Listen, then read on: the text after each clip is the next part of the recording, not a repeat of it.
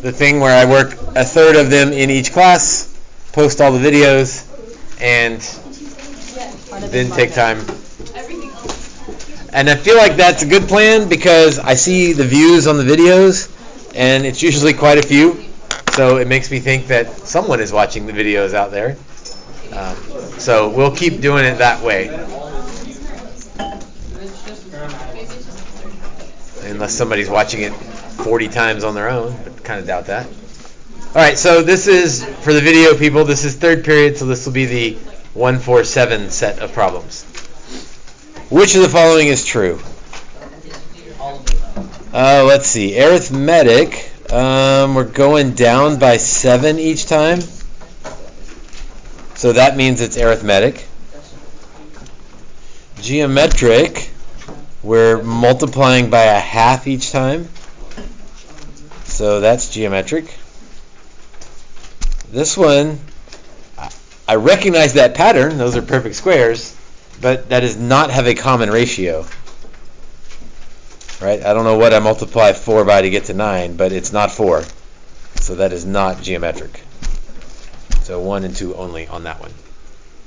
Again, it's n squared, but that's not geometric. Number 4. The sequence has a 100th term. Okay, well I need to figure out what kind of sequence it is. Looks like I'm subtracting 6 each time.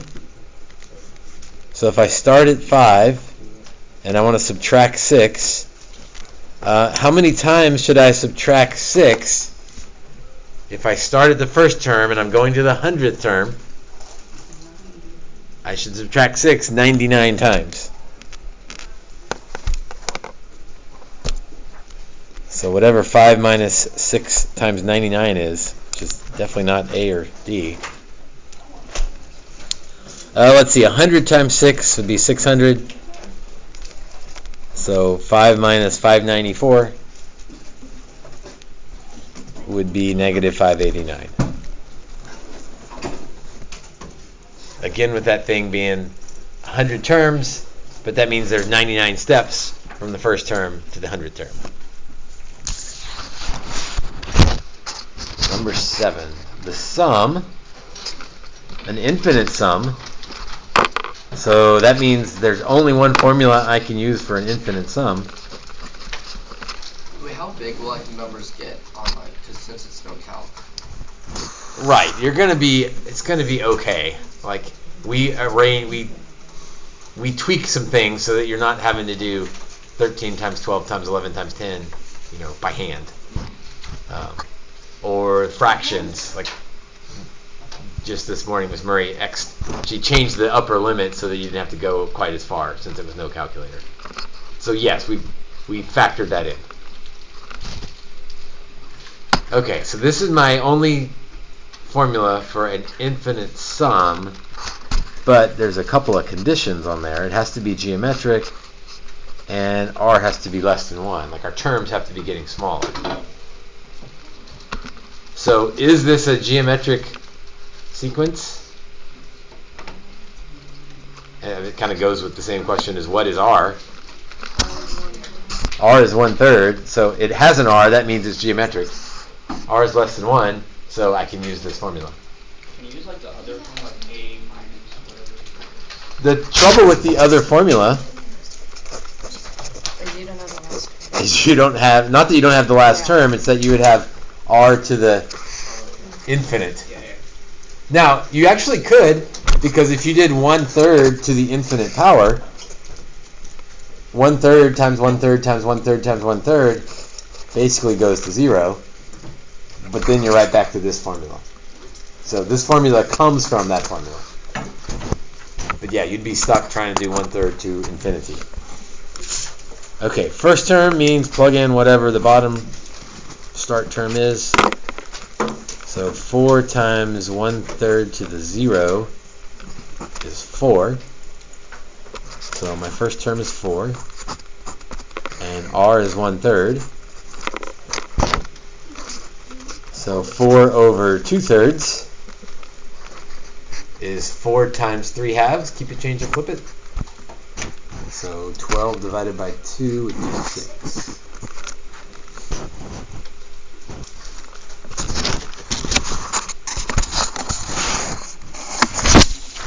One, 4, 7, 10.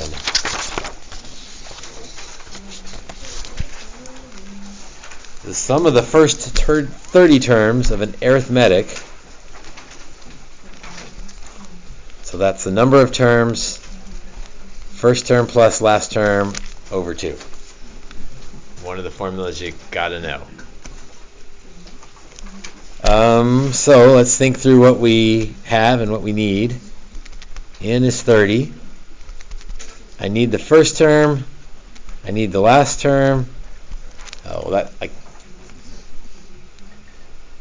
this is about as easy as they can make one of these problems, right? Because they just gave me all the things I need. Usually they're tricky and we have to find some of these things, but here they just said, here's all the pieces for the formula.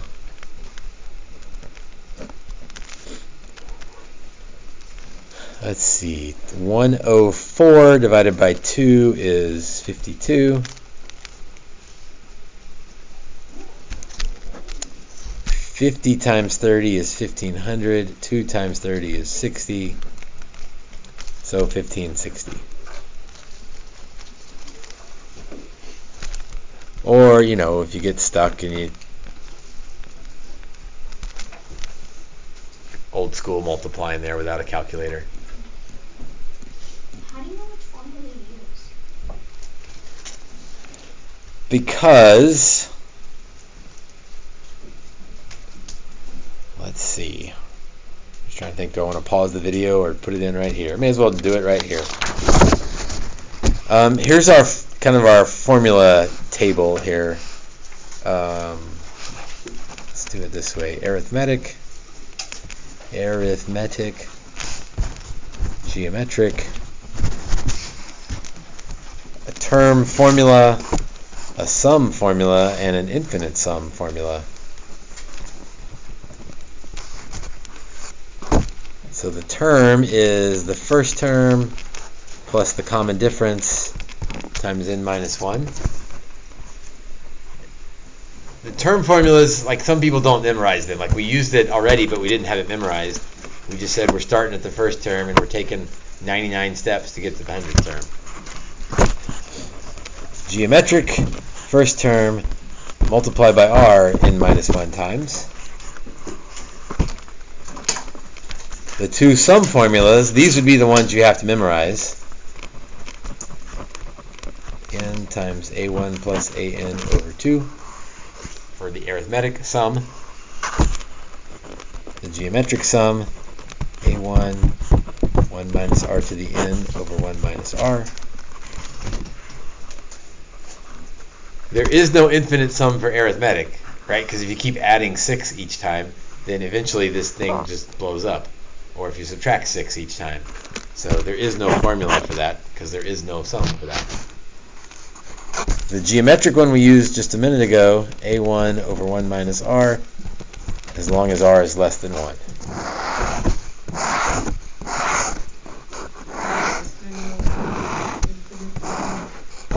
For arithmetic?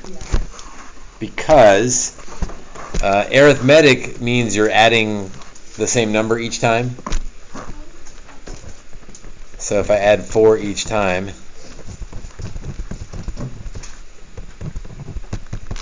to that, and I ask for the infinite sum, well, the infinite sum is always going to be infinity or negative infinity, so there's really not a formula.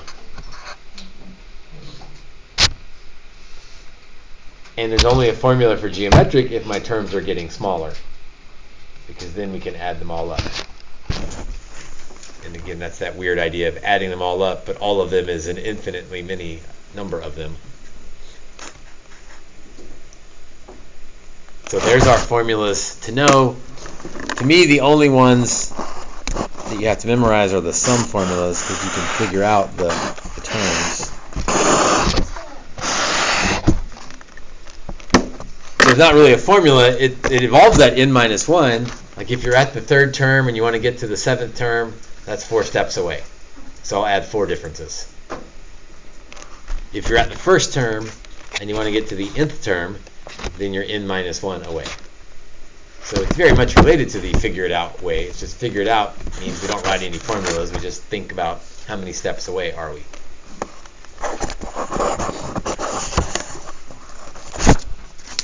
Back to regularly scheduled programming here. Number 13. What is the sum? So one of the sum formulas of the first 6 terms, geometric series.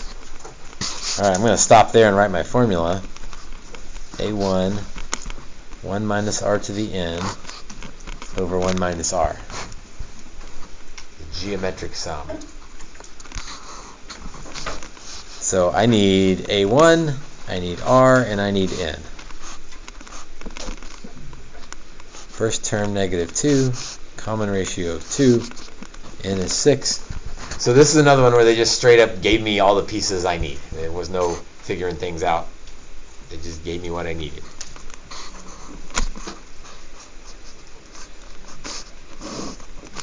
So first term negative 2, 1 minus 2 to the 6th over 1 minus 2. So negative 2, let's see, 2 to the 6th, that's 64. So that's negative 63 over negative 1. So I better be careful. I got lots of negatives here. The answer will be negative. 2 times 63 would be 126. Oh, all my answer choices were negative, so I couldn't have messed up the negative if I wanted to.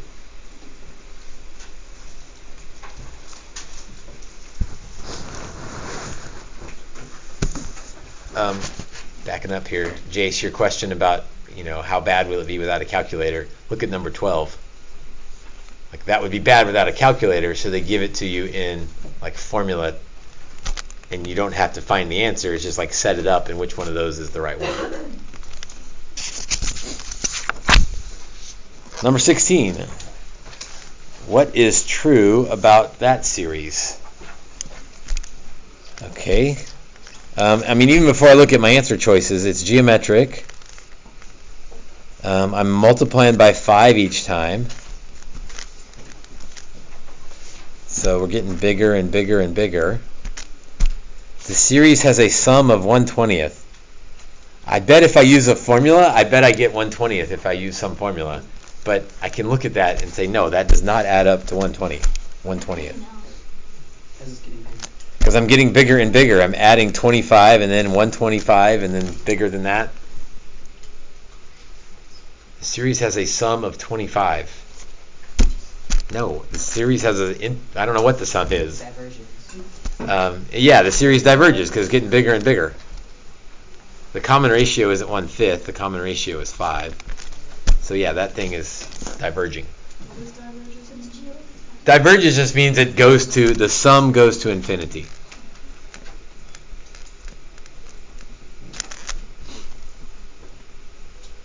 As opposed to converge. If r is less than 1, then it converges and you get an answer.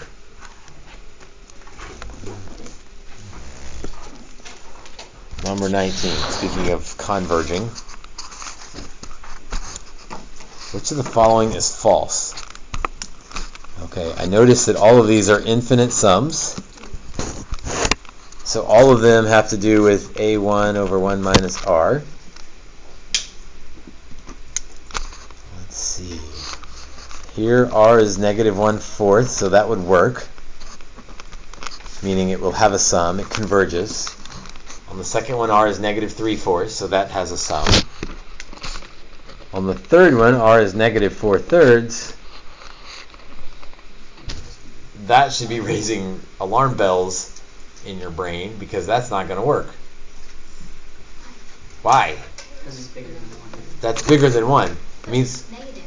Isn't it the absolute value of r? it's really the absolute value of r. It needs to be less than 1. Sorry. Because that would make the terms... I need the terms to get smaller. I don't want the terms getting bigger in magnitude. So I know this one's false. There's no formula to use. Like this equals infinity or negative infinity or I don't know, but it doesn't work. It diverges. Because the R is bigger than 1? Because the absolute value of r is bigger than 1. My terms are going to be getting bigger and bigger. And I can only add an infinite series if the terms are getting smaller. So 3 is definitely false. 3 is false. That's not enough to answer the question, of course. I need to check to see if 1 and 2 are false.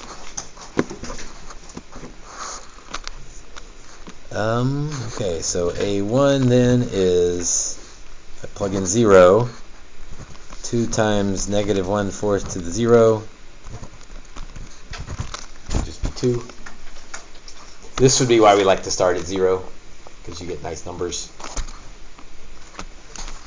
So the sum is the first term over 1 minus negative 1/4. 1 plus a fourth would be 5/4. And then I keep it, change it, flip it, and I would get 8/5, not 8/3. I think the 8/3 would happen if you thought r was 1/4, then you'd get 8/3. So number 1 is false. So I still have to check and see if 2 is false. So first term is plug in 0, plug in the bottom number. That's convenient. I just get 2. So the sum is 2 over 1 minus negative 3/4. So that's 1 plus 3/4 would be 7/4. So that would be 8/7, right? That would be true. So 2 is true. I would get 8/7 if I keep it, change it, flip it. So 1 and 3 are false. Answer choice C. Why don't you ask if it's false? That would just throw everyone off. Just to make sure you're paying attention. 19 plus 3 is 22. Which of the following is equivalent to 2? What an annoying question, right? Because now you got to answer all of them until you figure out which one's equal to 2. Unless I could throw some out. No, they're all r equals 3/4.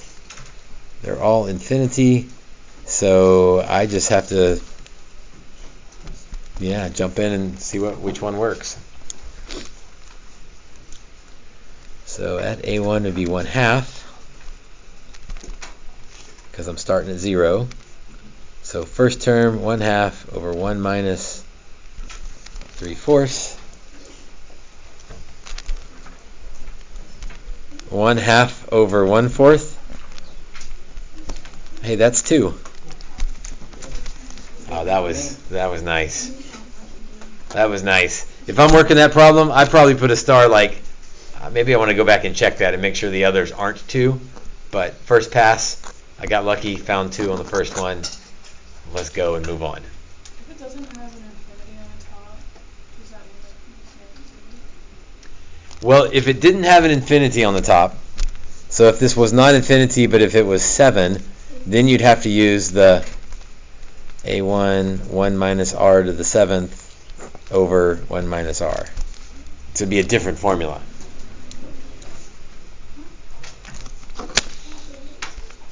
(25) Which of the following is equivalent to? Okay. It looks like I'm multiplying by 2/3. Oh, but they all have 2/3, so that didn't do me any good.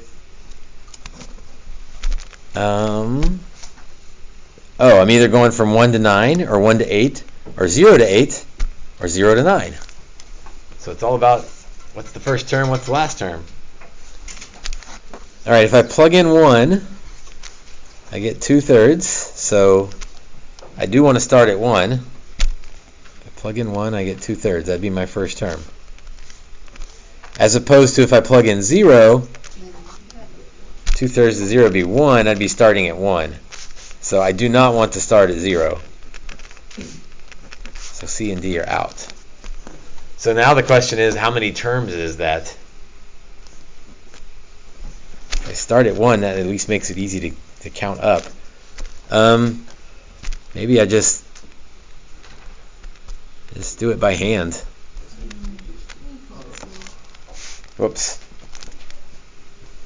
Rather than plugging in 8 and plugging in 9, which would work, I'm just doubling the top until I get to 256. 1, 2, 3, 4, 5, 6, 7, 8 terms.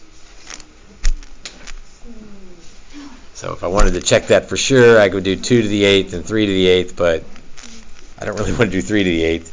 2 to the 8th is 256, so it's answer B.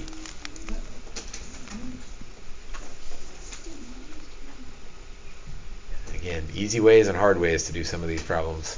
Wait, how did you do that? Like, So you're okay with me throwing these out, right? yeah. Because it can't start at 0, because that would mean my first term is 1. So those are out. So now I'm just trying to figure out if there's 8 terms or 9 terms in this sum.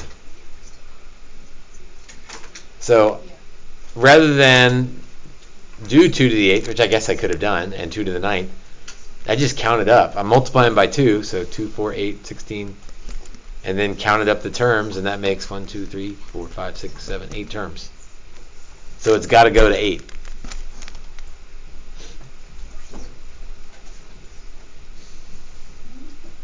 The other way would be, well, plug in 8 and see what you get. Plug in 9 and see what you get. But 2 to the 9th would be 512, so that's out. What's that? I'm really only checking the top, because if the top works, or actually I could say it a different way. I ruled out A based on the top, so I'm process elimination. Because I don't really want to do 3 to the 8th, but I don't have to.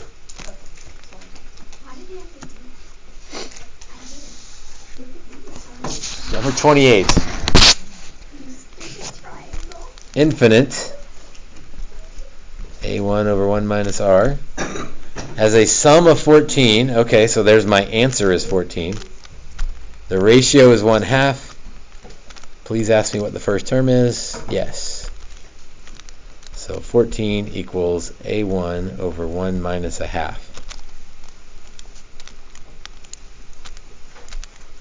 14 equals A1 over 1/2.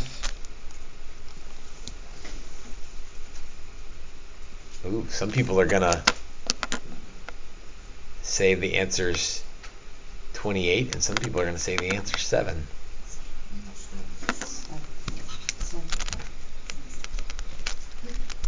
And the people who say 7 would be right. Hopefully that's everybody.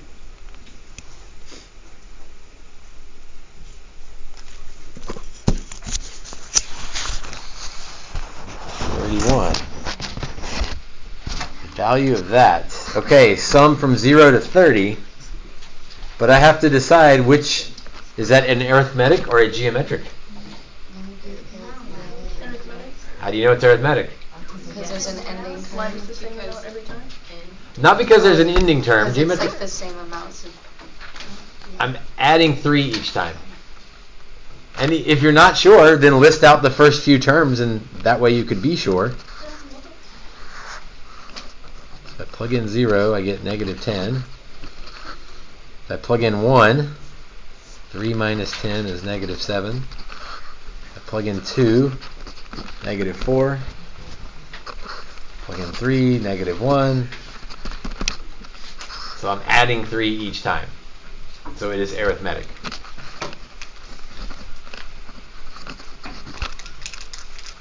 Again, hopefully you recognize that from just the formula, but if not, it's fine. It doesn't take long to write out a couple of terms and figure out, okay, I know I'm adding 3 each time, so I'll use the arithmetic sum formula.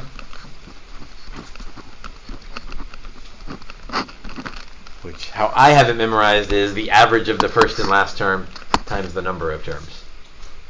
But if you just want to memorize it, that's fine too. Okay, so I need n, I need the number of terms, I need the first term, and I need the last term. Oh, I'm glad we hit one of these. How many terms are there? We okay with there being 31? Because we didn't start at 1, we started at 0. So there's 31 terms. Remember, A1 is a little bit deceptive because it doesn't mean plug in 1, it means what's the first term. Well, if I plug in 0, I get negative 10. So negative 10 is my first term. AN means just plug in the last term. 90 minus 10 is 80. So now I can use my formula. 31 terms. Negative 10 plus 80 all over 2. So 70 divided by 2 is 35. So I've got to do a little bit of math. 31 times 35.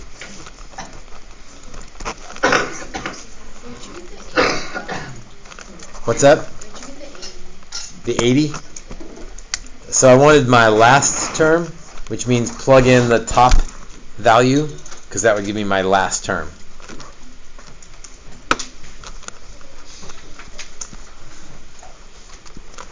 $10.85 D.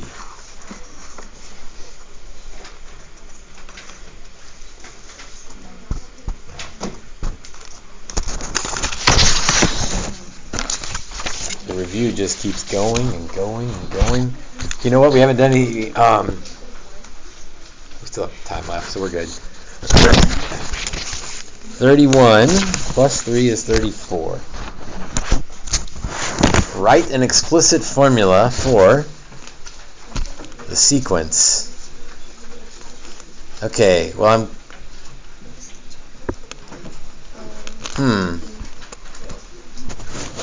It's not arithmetic because I'm not adding the same thing every time. It's not geometric.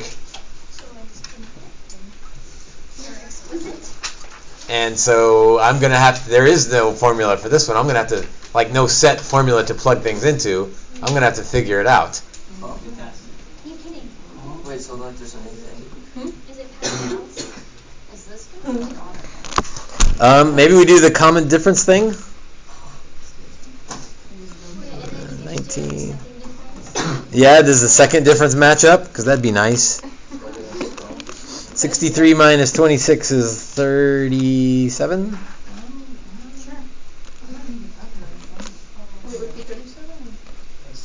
Yeah, I think.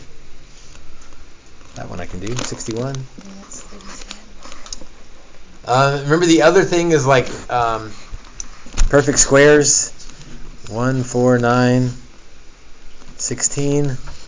Perfect cubes are 1, 8, 27, 64, 120. Uh-oh, I think I found it. Perfect squares minus 1? It's like n cubed. Well, perfect cubes minus 1. N cubed minus 1. What? Yeah, it's n cubed minus 1. I don't get it. Yeah, there's going to be tricky ones that you... That's not arithmetic. It's not geometric. So I've got to figure out what it is, and I can. Do we have to like memorize the triangle? So this would eventually work. You would know it was a cubic because the third difference is the same. But so there's 4 things to know, I guess. There's arithmetic. It's not that. There's geometric, and then we hit some that had perfect squares and some that had perfect cubes. And this was one off from the perfect cubes. I didn't recognize that right away, but when I started doing this, I'm like, this is ugly. Is there another way? So I listed out the perfect squares. That didn't really match up. I listed out the perfect cubes, and some of you are like, wait a minute, that's it, or like that's almost it. We're off by 1. So if I cube the term, or cube the n and subtract 1, there's my answer. Would that work? Because Because my perfect cubes are 1, 8, 27, 64. But my terms are 1 off of that, Oh, so... okay, okay. Nice. So like how many of those are like on the test? Hopefully not with multiple choice on the test. Oh, you're right. If it's multiple choice, then you plug and play and guess and, see what works. There were only... Back to this. 28 multiple choice, 20 multiple choice, 2 free response. And the free response are binomial expansion. So you're off the hook. You have to like say like the series goes infinitely, like using the weird. Like you don't. That would be if it wanted you to express the sum, then you would have to do the sum and the infinite, yeah. But it just wants the term, the sequence, not the series. They're going to have to be pretty close because there's so many questions.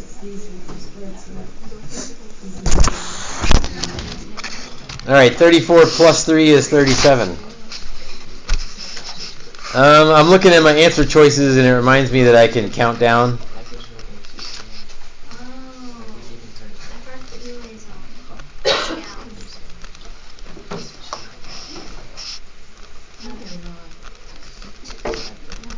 So I count down the top until I get to one of the ones in the bottom that will cancel. N plus 1, and then I'm going down by 1. Down to n minus 1, down to n minus 2. But I know I can stop there because once I get to n minus 2, it'll cancel with the bottom. And then they just so happen to throw an n there that would cancel with that n. And so that leaves n plus 1, n minus 1.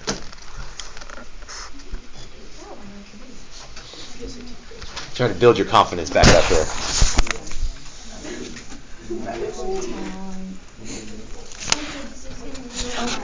Almost there. It's good. We haven't hit a Pascal or a binomial thing yet. So, number 40.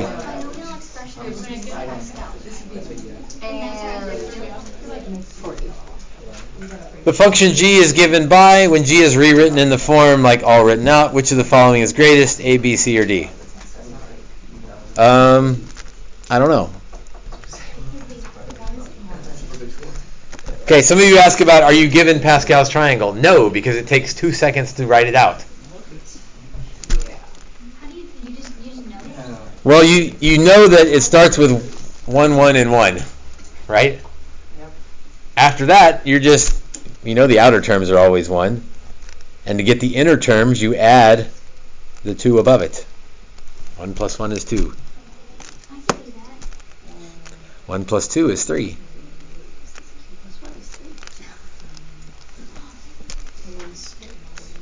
1, 4, 6, 4, 1. And I could keep going, but this problem is a fourth problem, so I'll stop there. So 1, 4, 6, 4, 1.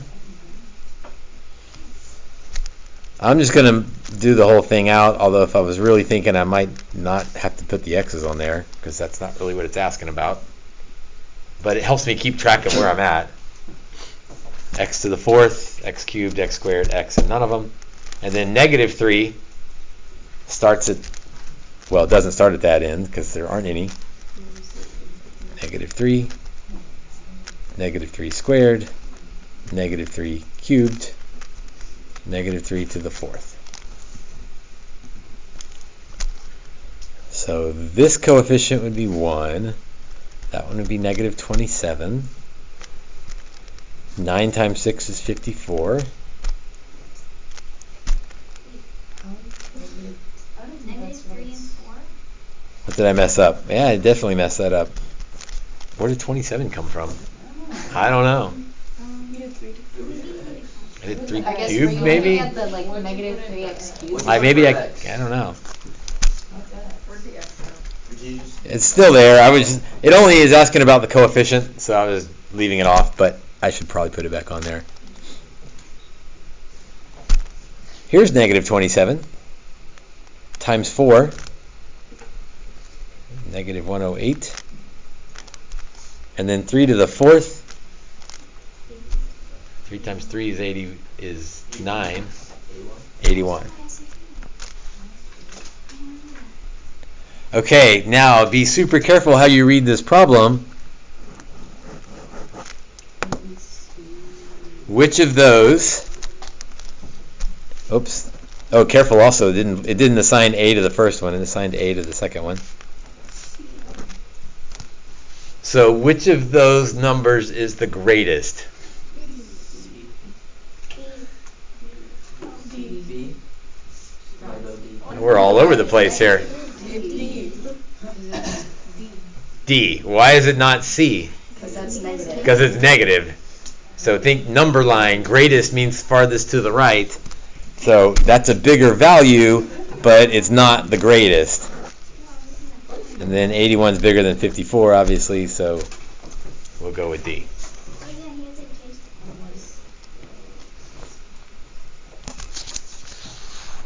43. Determine the difference quotient of x to the sixth. So that's f of x plus h minus f of x all over h, which means x plus h to the sixth minus x to the sixth. Well, it's sort of review, but sort of new. Like the difference quotient is review, but x plus h to the sixth, you could do that the old way if you wanted to, but that would take a while. I'm going to go back to my Pascal's triangle that I started up here and extend it 2 more rows.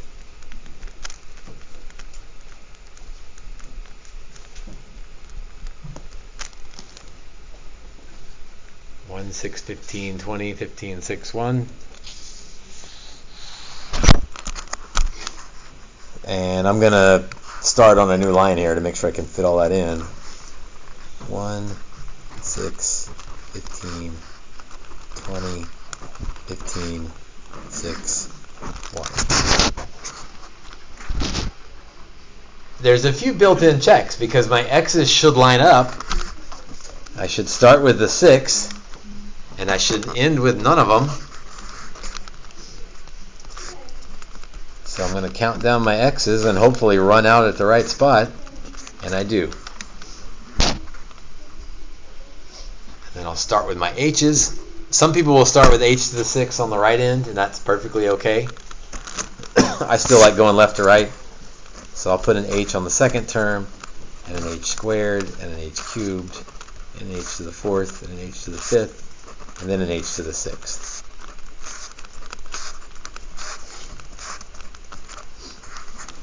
And everything's positive because there wasn't anything negative in there to worry about. Okay, let's be careful. So all of that is x plus h to the 6th. So that step was the new step, right? Rather than do x plus h times x plus h times x plus h, we use Pascal's triangle. The rest of it is the old flashback stuff.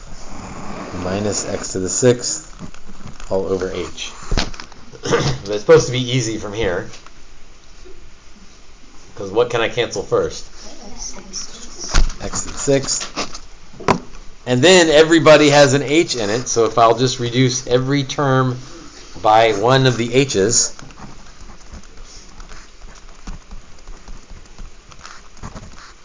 being super careful to do what I said I would do.